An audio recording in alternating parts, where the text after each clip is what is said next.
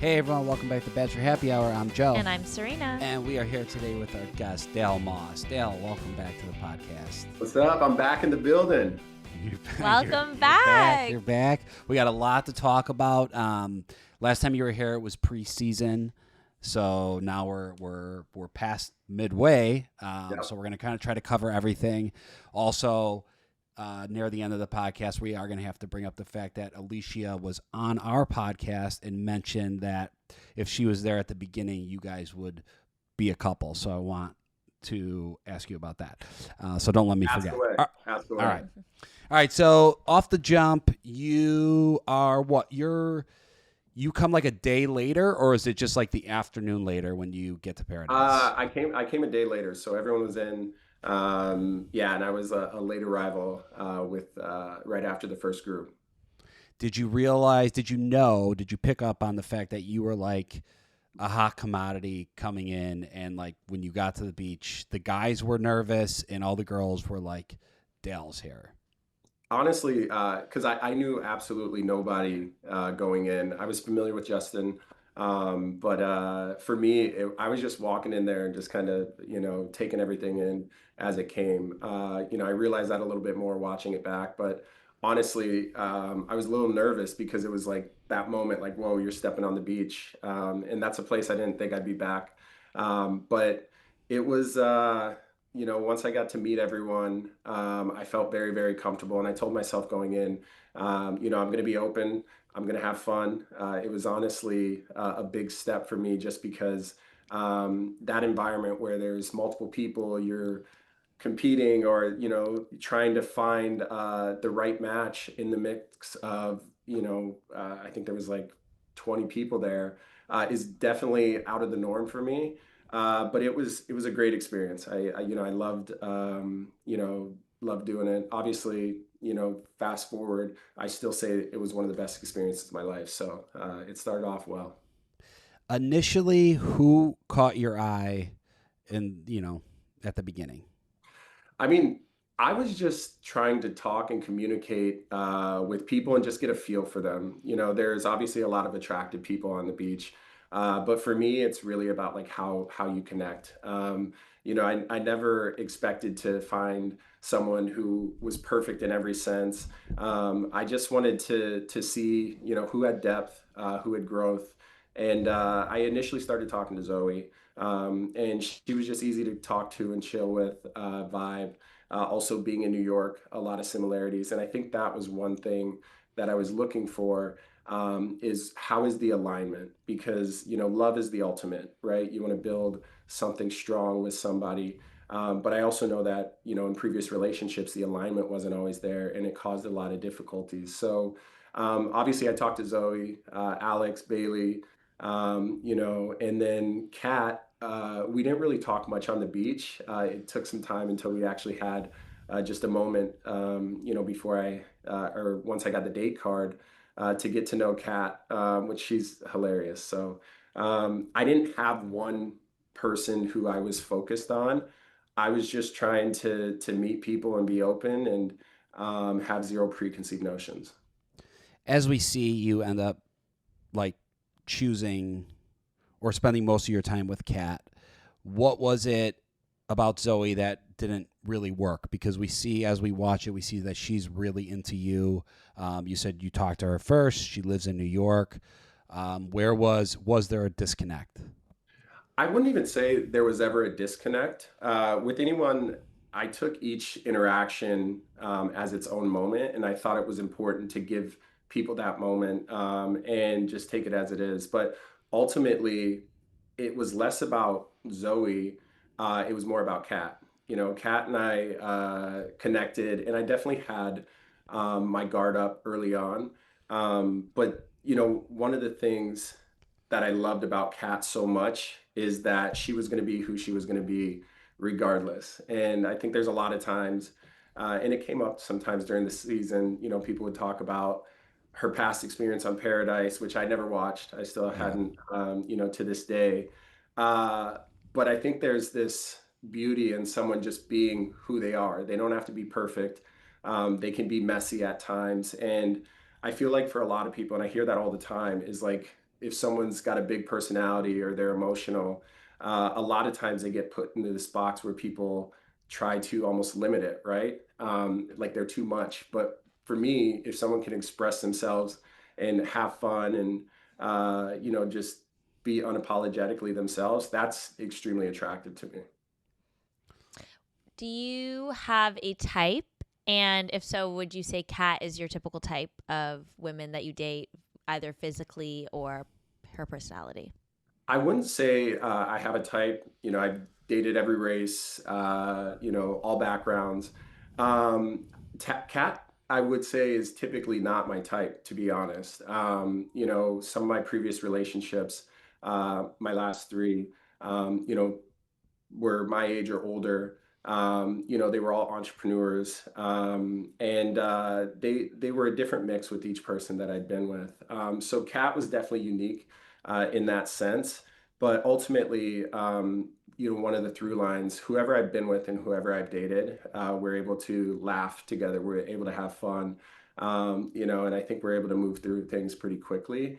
And at the core of it, it's really just if values are the same, and then they just have a good heart and a kind spirit. So a little different than I've dated in the past, but again, I was really happy with how the Paradise experience started off, and have so much love and respect for Kat. So jumping ahead, and we'll come back, but I just wanted, just because we're kind of on the topic of if she's your type or not. Sean mentions, I think in this recent episode, like Dale would never take you serious after the show. It seems kind of out of left field for him even to say that, but why do you think he said that? I mean, I think Sean was just worked up, right? Yeah. I think he was hurt based on some of the things that he perceived or whatever. But ultimately, like, I don't invest time in people that I don't care about, and I think like through the season, you realize that there's moments, right, where there could be some conflict or we have triggers and things like that. But the reality is, time is valuable. I've got a lot going on. I respect what people have going on in their life, and I don't take connection and those things very lightly. So I think that just came from a place of probably frustration and hurt. Because at the end of the day, like I walked on the beach also saying if someone wasn't here for me, I was fine leaving on my own terms. I'm very secure on my own. I want to build a life. I want to have a relationship. I want to get married. I want to have kids, but I'm not pressed on those things. So anything that I do or any time that I spend with someone, it's very intentional, and I'm doing it because I want to. So, got it. We see that you and Kat are building like a great foundation to your relationship. The first bump in the road that you guys have is with the appearance of Allie Joe. And the deaded it. Deaded it was probably the biggest phrase of the season. Yes, as we see on your T-shirt today. Is that what your T-shirt says? Yeah, I'm too far away. I got to have a little fun with it, right? Nice. So, like in those moments, it's intense, and I don't shy away from anything that happened on the show, right? Like I went there, I was having fun. The reality is though, like there was never bad intent. But one thing that I realized, and I think everyone does, right? You have these ideas of how you're going to move through situations, and sometimes an intense environment. One thing that most people don't realize, and I had to realize, is you think you have it all worked out. You work through past relationships and triggers, but sometimes they come up, and that was definitely a moment where, kind of out of left field, extremely uncharacteristic. Like my sister was like, "What the hell was that? I've never seen you act like that." I was like, "Yo, I'm with you there." But it in the moment and in real time, it wasn't nearly as big of a thing, right? Moved through it really quickly. But yeah, I mean, those things happen. There's sometimes a little conflict, but no relationship is perfect. And the reality is, as people have seen through the season, Kat and I navigated real things in real time.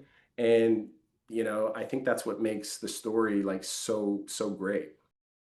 One thing, when Kat came on this podcast, the one thing she said that was like the biggest trigger for her was, you said it was like near the end of, it was after the rose ceremony where you're like, we just grew up differently, or we come from different backgrounds.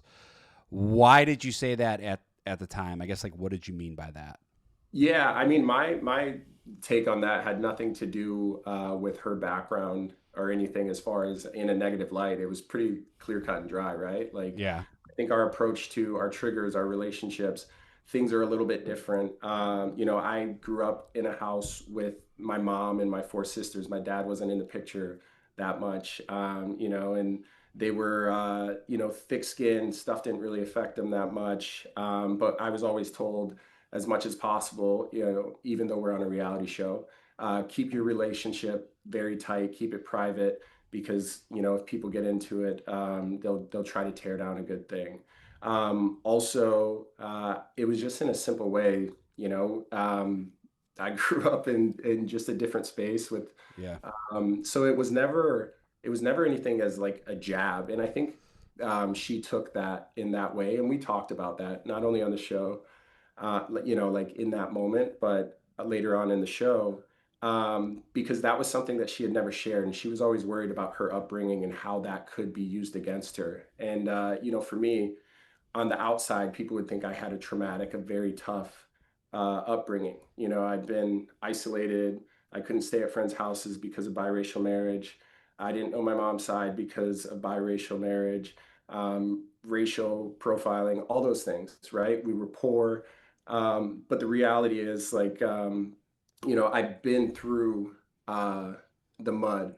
And one thing I would never judge anyone for is their background. I think that's something that makes us so beautiful. And I'll never apologize for how I grew up, my family, or things that happened, because it's made me who I am today. So I think that was just, again, it was just a trigger, right? Yeah. Something that's delivered and it lands, in a different way. But there was no ill intent or anything like that. Yeah, I was just saying, like, as kind of clear cut and dry, we just have different backgrounds, and sometimes our perspectives are going to be a little bit different. Is there anything you wish you'd done differently in regards to the situation with Allie, Joe, and Kat? Um, I mean, I think the biggest thing, I'm patient, right? Too Um, much rosé, Dale. Too much yeah, rosé. that was the one time the rosé hit me a we, little bit. we we actually clocked it. We were watching. We're like, he's drinking rosé right now. Oh, the He's rose gonna- hit for sure. And yeah. and the thing is, in that situation, I was like sitting down, like I thought we were gonna have a really deep emotional talk about how we move past things, like that moment where you really get like this, because we'd spent a day and a half roughly together after the whole Ally Joe situation. So on my side, I would say definitely, just been more patient. Even if a trigger had occurred, probably just taking some time to separate in space, which is normally what I do, right? Yeah. It's hard to get away from all the cameras and stuff following you around when you're trying to cool down. And then I think on the other side, on the Ally Joe situation, it wasn't even something that really sat and held weight, because I took that as like its own moment, its own situation. We had known each other for 4 days. You have someone who's opening up and, putting themselves out there. But I think, like, I guess it's just a communication thing there, right? Understanding what Kat expects in that moment, at that time. And then, the reality is, well, and this is something I've had to learn, sometimes people are going to express emotions and it's not personal, right? Sometimes it's so easy for us to take that as personal when they're really just expressing where they're at, and what they're feeling in that moment. So again, uncharacteristic moment. I don't shy away from it in any way, shape, or form. Kat handled herself, remarkably. She did the whole season. And again, it was just one of those moments early on that we moved past, pretty quickly. And then, yeah, it's just you're learning new things with new people.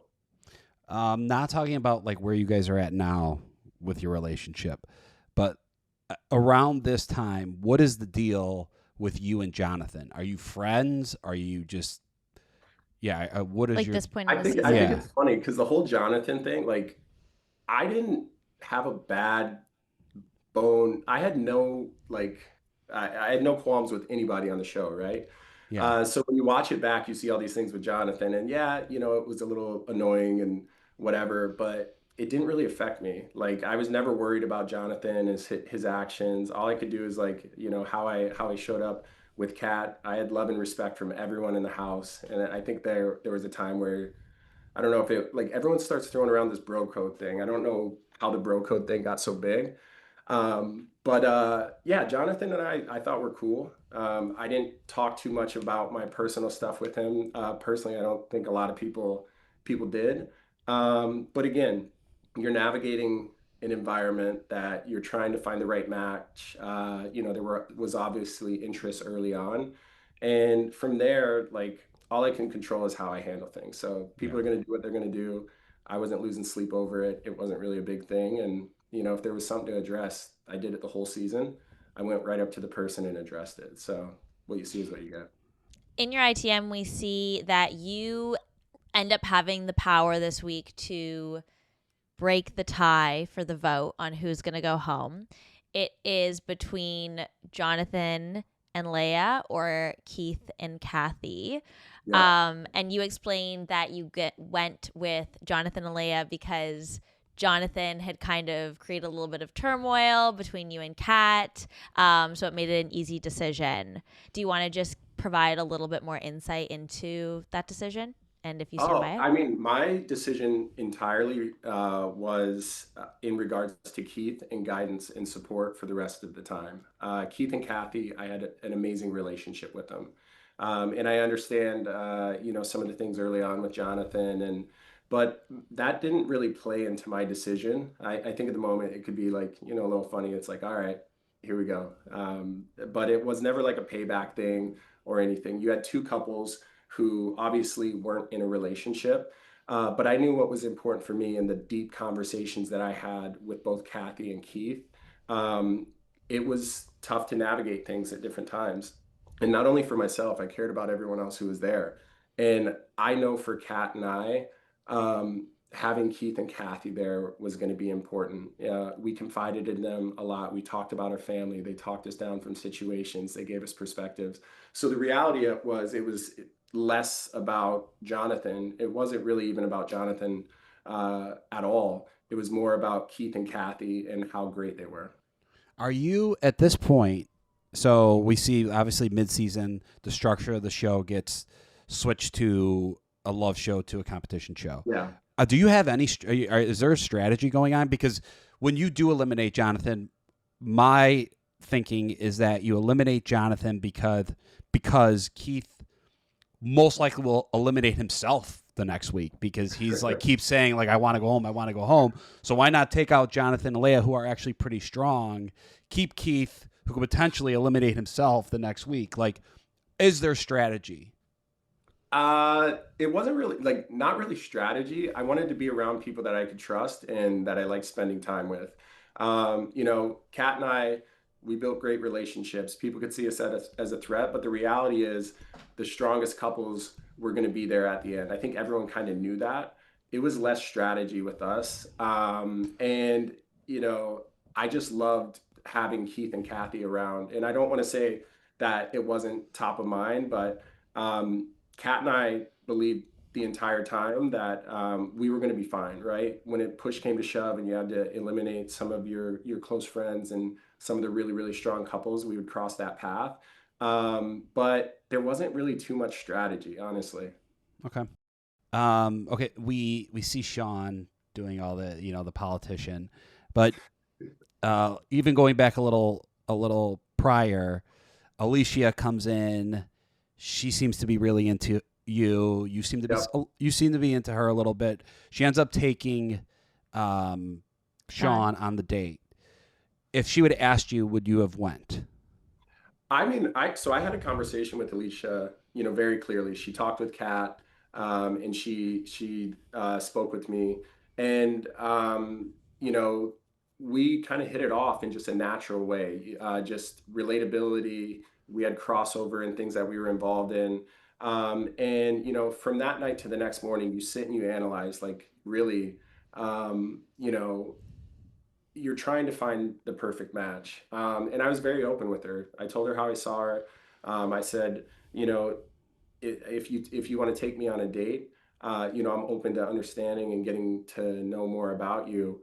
I also told her very directly that regardless of a date, my rose is going to Kat. So, she definitely knew that. We had our conversation. At the end, she said, I asked her how it matched up with Kat's conversation, and she said, your words and your actions line up perfectly.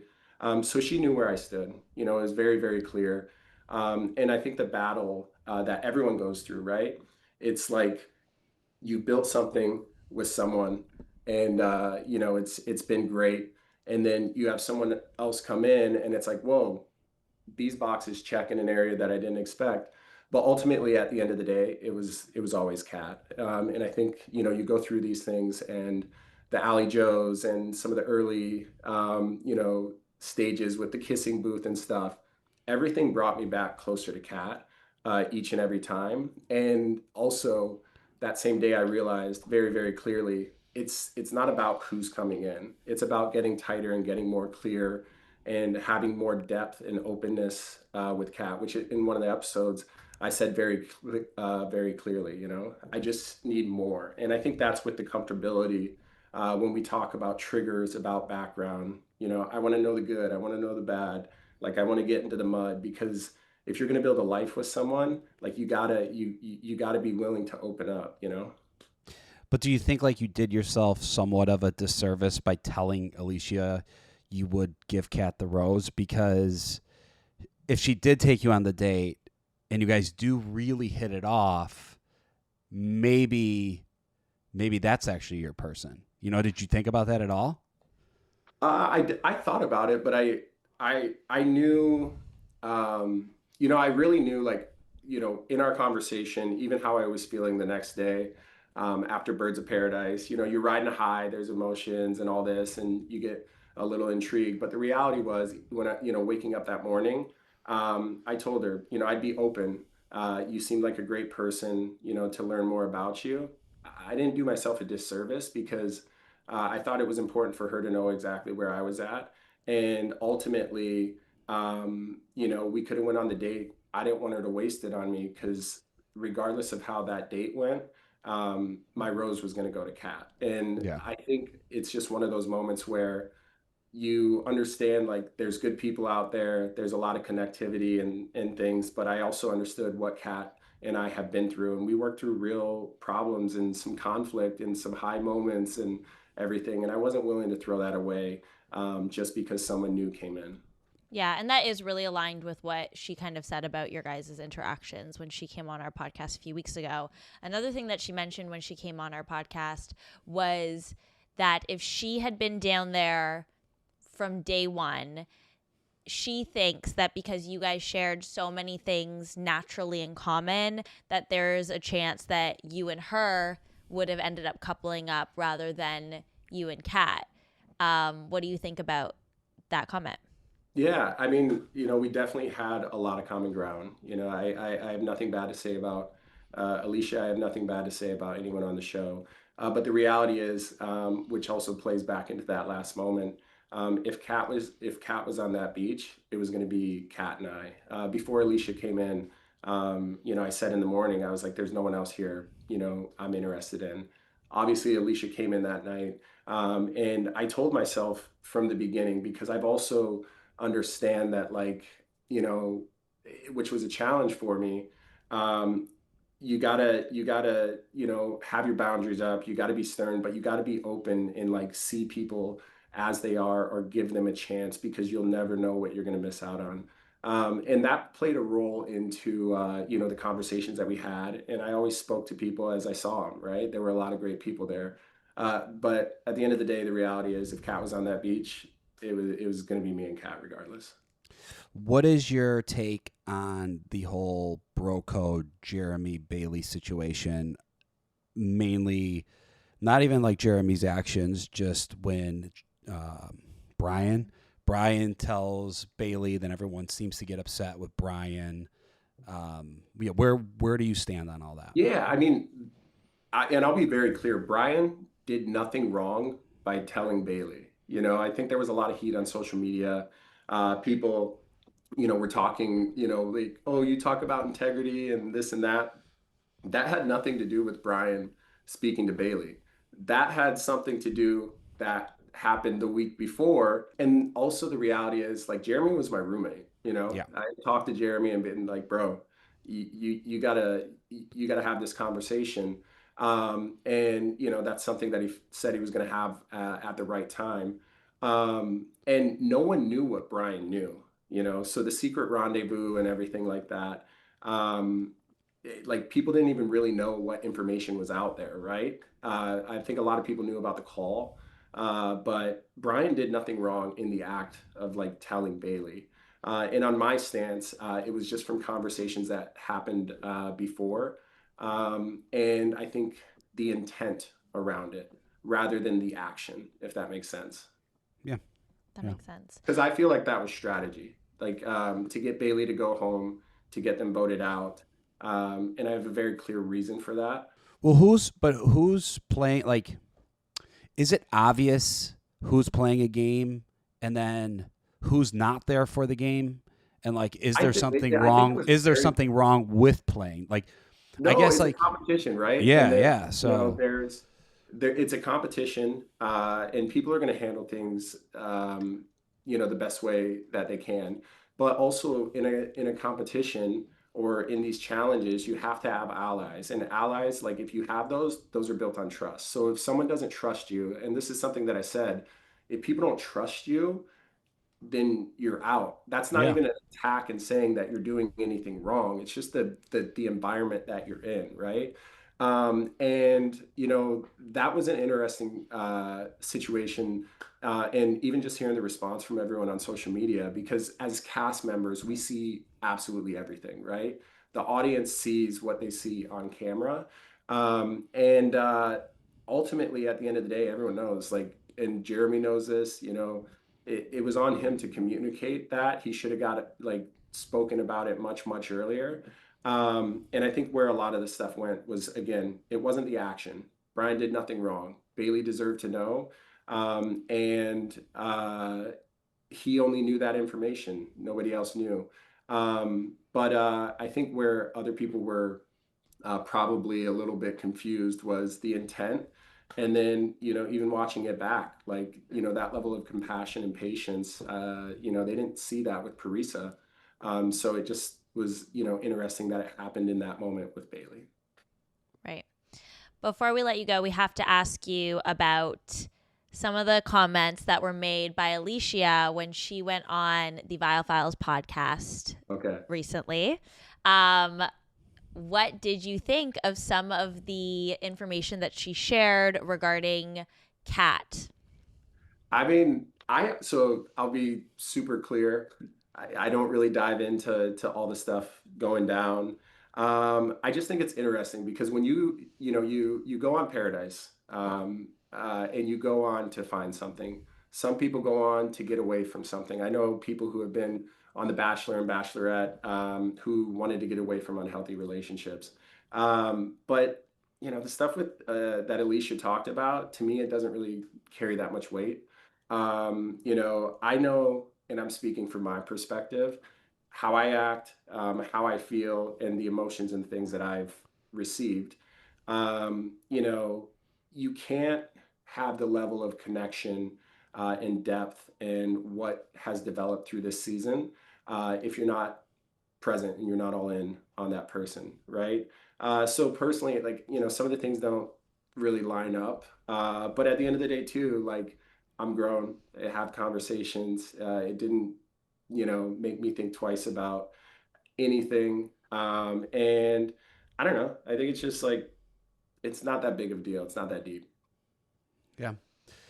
Would it bother you if she was talking, like loosely talking to someone prior? Because what did Alicia say? That she had like a boyfriend or something? Alicia said that Kat snuck in an iPad into Paradise and she was communicating with her boyfriend at the time, who she was in an active relationship with while filming Paradise, and that she was writing messages on her body to hopefully be caught on camera as like subliminal messages. I mean, those are bold boyfriend. accusations. Body was her tattoos and self tanner.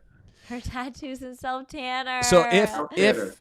if everything she said was true, and now like we have no idea if it is. This is the first time I'm hearing about it.